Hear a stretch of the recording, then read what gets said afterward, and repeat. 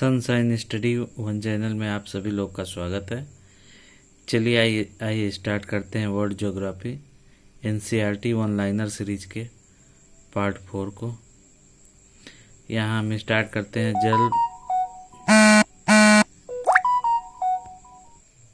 जलमंडल एवं महासागरीय धाराएं। एक निश्चित दिशा में प्रवाहित होने वाले महासागरीय जल को क्या कहा जाता है? तो महासागरीय धारा कहा जाता है।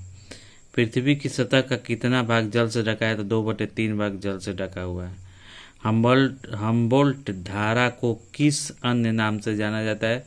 तो पेरू की धारा या शीत जल धारा के नाम से जाना जाता है। टर्की के उत्तर में कौन सा सागर है? तो कैस्पियन सागर है। हिंद महासागर में प्रवाहित होने वाली अगुलहास किस प्रकार की जलधारा है? तो गर्म जलधारा है।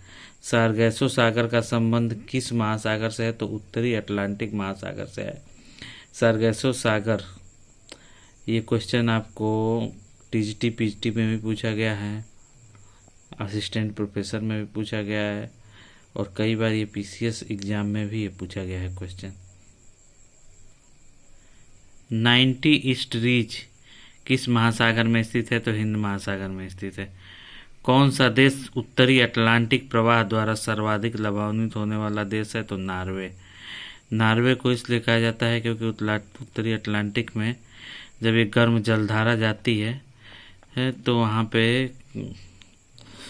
टेम्परेचर को कुछ बढ़ा देती है। गल्फ स्ट्रीम क्या है? महासागरीय गर्म जलधारा है। सागरीय तापमान, लवणता एवं ज्वार भाटा। सागरीय जल में लवणता प्रति हजार कितनी होती है? लवणता जो है वो प्रति हजार में निकाली जाती है तो 30 से 35 डिग्री के आसपास होती है। 30 से 35 प्रति हजार होती है। सागरीय लवणता का मुख्य स्रोत क्या है? तो भूमि है। ग्रेट साल्ट झील कहाँ स्थित है? तो संयुक्त राज्य अमेरिका यूएसए में स्थित है ग्रेट साल्ट लेक। विश्व में सर्वाधिक लवणीय झील या झील कौन सागर या झील कौन सी है? तो टर्की की वान झील है जिसकी 330 है। अरब सागर के पानी का औसत खारापन कितना है? तो 35 प्रति हजार है। जॉर्डन में मृत सागर की औसत लवणता कितनी है? तो 238 प्रति हजार है। महासागर में ज्वार भाटा की उत्पत्ति का क्या कारण है? तो गुरुत्वाकर्षण, अभिकेंद्रीय बल, अपकेंद्रीय बल। एक स्थान पर एक ही दिन में ज्वार एवं भाटा आता है तो उसे क्या कहते हैं? दैनिक ज्वार। मतलब एक ही दिन में ज्वार और भाटा दोनों आए तो उसे क्या कहते हैं? दैनिक ज्वार कहते हैं। महासागर में ऊंची जल तरंगे किससे उत्पन्न होती हैं? तो चंद्रमा से। एक स्थान पर एक दिन में 2 बार उत्पन्न ज्वार के मध्य कितने समय अंतराल होता है? तो 24 घंटे 26 मिनट का अंतराल होता है। दीर्घकाल में किसी जलधारा की उत्पत्ति व विकास को किस रूप में परिभाषित किया जाता है? तो अपवाह तंत्र। विश्व की सबसे लंबी नदी नील नदी है। अपवाह क्षेत्र की दृष्टि से विश्व का सबसे बड़ी कौन सी नदी है? तो अमेजन, जो अपवाह के क्षेत्र में कह सकते हैं, जबकि लंबी में नील नदी है। विश्व का बृहत्तम डेल्टा कहाँ निर्मित है? तो गंगा ब्रह्मपुत्र द्वारा। वह कौन सी नदी है जो 5 यूरोपीय देशों की राजधानी से होकर प्रवाहित होती है? तो डैन्यूब नदी है। वोल्गा नदी कहाँ गिरती है? कैस्पियन सागर में गिरती है। स्विट्जरलैंड, जर्मनी तथा नीदरलैंड में प्रवाहित होने वाली कौन सी नदी ब्रंश घाटी से प्रवाहित होती है? तो राइन नदी। अफ्रीका महाद्वीप कि कौन सी नदी मकर रेखा को 2 बार काटती है? तो लिम्पोपो नदी काटती है। लिम्पोपो नदी मकर रेखा को काटती है। अगर कर्क रेखा को पूछे तो कौन सी होती है? माही नदी काटती है 2 बार। और अगर वो आपको विषुवत रेखा को पूछ दे तो कांगो जायरे नदी 2 बार काटती है। वह देश जो अरीय अपवाह का उदाहरण प्रस्तुत करता है? श्रीलंका। सर और आमू दरिया नामक नदियाँ किस सागर से में गिरती हैं? तो अरल सागर में गिरती है। काला सागर में गिरने वाली प्रमुख कौन सी नदियाँ हैं? नीपर, डेन्यूब, नीस्टर, डान। डेल्टा का निर्माण किस स्थान पर होता है? छिछले समुद्र में। रूस का वोल्गोग्राद शहर किस नदी के किनारे अवस्थित है? तो वोल्गा नदी के किनारे अवस्थित है। यूरोप की सबसे लंबी नदी है वोल्गा, याद रखिएगा आप लोग, कई बार क्वेश्चन इससे भी पूछता है। लंदन किस नदी के तट पर स्थित है? तो थेम्स नदी के तट पर स्थित है। सेंट पीटर्सबर्ग किस नदी के तट पर स्थित है? तो नेवा नदी के तट पर स्थित है। दक्षिण कोरिया की राजधानी सियोल किस नदी के तट पर स्थित है? तो हान नदी के तट पर स्थित है। भारत की राजधानी दिल्ली किस नदी के तट पर है? तो यमुना नदी के तट पर है। जर्मनी का हैम्बर्ग शहर किस नदी के तट पर स्थित है? तो एल्ब नदी के तट पर स्थित है। फ्रांस की राजधानी पेरिस किस नदी के तट पर बसी हुई है? तो सीन नदी के तट पर बसी हुई है। सर्बिया का बेलग्रेड शहर किस नदी के किनारे स्थित है? तो डेन्यूब नदी के किनारे है। श्वेत और ब्लू नील नदी के संगम पर कौन सा शहर बसा हुआ है? खार्तूम, सूडान बचा हुआ है। टाइबर नदी किस नगर से होकर बहती है? तो रोम से बहती है। रोम से बहने वाली नदी है टाइबर नदी। विश्व का सबसे बड़ा द्वीप कौन सा है? ग्रीनलैंड है। विश्व का दूसरा सबसे बड़ा द्वीप कौन है? न्यू गिनी द्वीप है। डियोगो गार्सिया कहाँ स्थित है? हिंद महासागर पर स्थित है। एसेसियन द्वीप किस देश का उपनिवेश है? तो इंग्लैंड का है। न्यू फाउंडलैंड द्वीप किस व्यवसाय के लिए प्रसिद्ध है? तो मत्स्य के लिए प्रसिद्ध है। फिजी द्वीप किस महासागर में स्थित है? तो प्रशांत महासागर में स्थित है। अल्यूशियन द्वीप को संयुक्त राज्य अमेरिका ने किस देश से खरीदा है? तो रूस से खरीदा है 1867 ईस्वी। पूर्वी द्वीप समूह का कौन सा द्वीप 3 देशों में विभाजित है? बोर्नियो द्वीप। हिंद महासागर का सबसे बड़ा द्वीप कौन सा है? मेडागास्कर। कालीमंतन किस द्वीप का भाग है? बोर्नियो द्वीप का। मॉरिशस द्वीप किस महासागर में स्थित है? तो दक्षिण हिंद महासागर में। जापान का सबसे बड़ा द्वीप कौन सा है? तो होन्शु है। चीन से मकाओ द्वीप का हस्तांतरण किस वर्ष? 1999 में। वेलिएरिक द्वीप समूह किस सागर में स्थित है? तो भूमध्य सागर में स्थित है। किस महाद्वीप को द्वीपीय महाद्वीप कहा जाता है? ऑस्ट्रेलिया को। विश्व की प्रमुख झीलें। विश्व में ताजे जल की सबसे बड़ी झील कौन सी है? तो सुपीरियर झील है। विश्व की सबसे गहरी झील बैकाल झील है। विक्टोरिया जलप्रपात किस नदी पर स्थित है? तो जाम्बेजी नदी पे है। क्षेत्रफल और आयतन के आधार पर खारे जल की विश्व की सबसे बड़ी झील कैस्पियन सागर है। प्रसिद्ध अंगुलीनुमा झील किस देश में स्थित है? तो संयुक्त राज्य अमेरिका में स्थित है। 11 झीलों का समूह है। विश्व का सबसे ऊंचा जलप्रपात एंजल जलप्रपात है।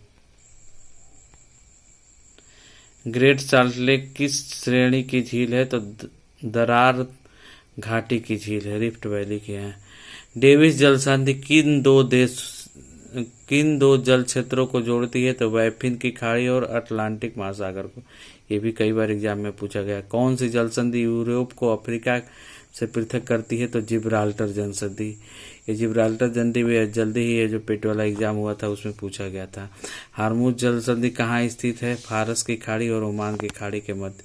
ये भी क्वेश्चन पूछा गया था इस वाले पेट में। एशिया को उत्तरी अमेरिका से कौन सा जलडमरू पृथक करता है? तो बेरिंग जलडमरू पृथक। 6 डिग्री चैनल किन 2 क्षेत्रों को पृथक करता है? तो ग्रेट निकोबार को सुमात्रा इंडोनेशिया से।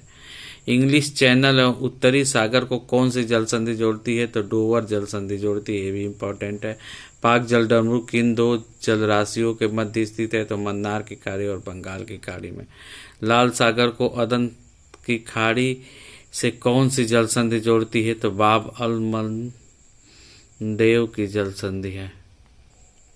प्रमुख नहरें। पनामा नगर किन 2 महासागरों से जोड़ती है? तो प्रशांत महासागर एवं कैरेबियन सागर को। किस नहर को एशिया और एवं अफ्रीका के मध्य सीमा रेखा माना गया है? तो सुएज नहर को। सू नहर किन 2 झीलों को जोड़ती है? तो सुपीरियर एंड ह्यूरॉन झील को। सुएज नहर के दोनों सिरों पर कौन से पत्तन है? तो एक सिरे पे पोर्ट सईद है और तथा दूसरे पे सुएज पोर्ट है। असवान उच्च बांध कहाँ स्थित है? मिस्र में नील नदी पर। कील नहर किन दो सागरों को जोड़ती है? उत्तरी सागर और बाल्टिक सागर को। विश्व का सबसे लंबा समुद्र सेतु कहाँ बनाया गया है? तो जियोझू खाड़ी में। विश्व का सबसे ऊंचा बांध कौन सा है? बक्स नदी पर निर्मित रोगन बांध, ताजिकिस्तान। वायुमंडल। रासायनिक संगठन की दृष्टि से वायुमंडल को दो परतों में बांटा गया है, सममंडल और विषममंडल। वायुमंडल में कौन सी परत विमानों के उड़ान के लिए आदर्श मानी गई है? तो समताप मंडल माना गया है।